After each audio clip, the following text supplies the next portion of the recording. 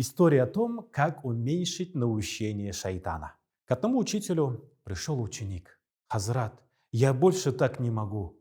Шайтан настолько сильно меня наущает, соблазняет и отправляет ненужные мысли, что я больше не в силах противостоять этому».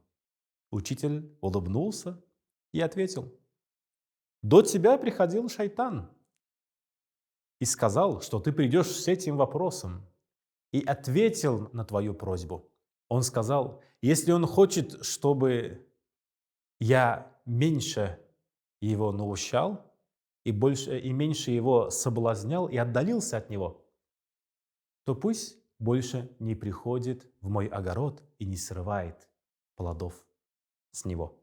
Ученик удивился: «Как так? Я никогда не ходил и не залезал в огород шайтана». На что учитель сказал: «Если ты хочешь, чтобы наущение шайтана и шайтан по отношению к тебе и к твоей душе, к твоему сердцу ослаб, то ты должен выполнить два условия. Во-первых, максимально постараться отдалиться, не совершать грех, потому что грех за собой ведет еще один грех. И когда человек увеличивает греховность, увеличивает грехов и не отдаляется даже от маленьких грехов, то последующий грех становится все больше и больше и больше.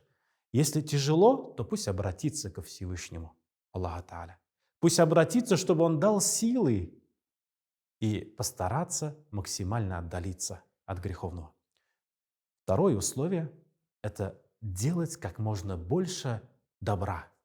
Пусть это добро и большое, пусть даже маленькое, которое, возможно, мы даже и не считаем за добро. Например, улыбка, например, помочь кому-то советом, поделиться своими знаниями или просто почитать молитву за кого-то, пожелав ему счастья, пожелав, чтобы его проблемы, его вопросы разрешились, и сделать максимально это добро скрытно, чтобы знал об этом добре, об этом благом деле только тот, кто делает, выполняет, и Всевышний Аллах Тааля.